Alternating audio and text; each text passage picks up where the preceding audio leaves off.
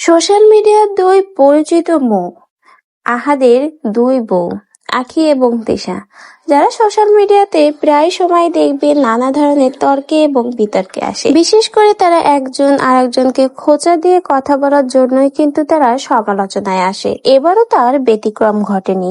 একজনের পোস্টে আরেকজন খোঁচা দিয়ে একটা নতুন পোস্ট শেয়ার করেছে। কিছুদিন আগেই যখন সোশ্যাল মিডিয়াতে খালেদা জিয়াকে নিয়ে বেশ চর্চা চলেছে, সেই সময় কিন্তু আঁখি আক্তার তার আইডি থেকে খালেদা জিয়াকে নিয়ে একটা পোস্ট শেয়ার করেছিল। এখন দেখা গেছে সেই পোস্টের রিপ্লাই একটা পোস্ট নতুন করে শেয়ার করেছে তিশা তার আইডি থেকে। আপনারা পোস্টটা নিজ দায়িত্বে পড়ে নেবেন। পোস্টার শেষের দিকে কিন্তু তিশা লিখেছে, সোর্স আমার সরল মা ইউটিউবে দেখছে। ভাই, সরল মায়েদের ইউটিউব চালানো বন্ধ করা যায় না।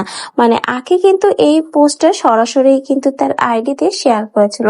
এই জন্যই কিন্তু তাকে খোঁচা দিয়ে তিশা আবার নতুন করে এই পোস্টটা শেয়ার করলো এবং বললো এই ধরনের সরল মেয়েদের ইউটিউব চালানো যায় না।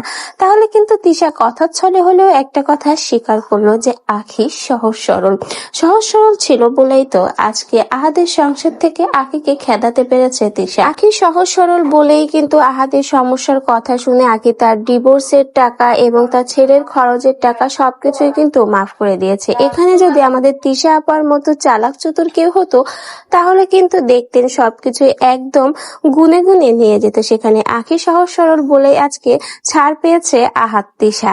তো যা হোক, পোস্টের মাধ্যমে একটা সত্য কথা আমাদের তিশা আপা শেয়ার করেছে, সেটাই অনেক, যে আঁখি হলো সহজ সরলের জন্য আজকে আঁখির মতো একটা মেয়েকে এরা এভাবে ঠকাতে পেরেছে। তো যাই হোক, এই দুই সতীন দেখবেন একজন আরেকজনের পেছনে খোঁচা দিয়ে পোস্ট করেই থাকে। আর তো রিসেন্টলি এই যে তিশা আপা কিন্তু আবারও আঁখিকে খোঁচা দিয়ে একটা পোস্ট শেয়ার করলো। এখন দেখা যাক এই পোস্টটা দেখার পরে আঁখিকে চোখ থাকে না সে নতুন কোনো পোস্ট আমাদের তিশা আপার উদ্দেশ্যে শেয়ার করে।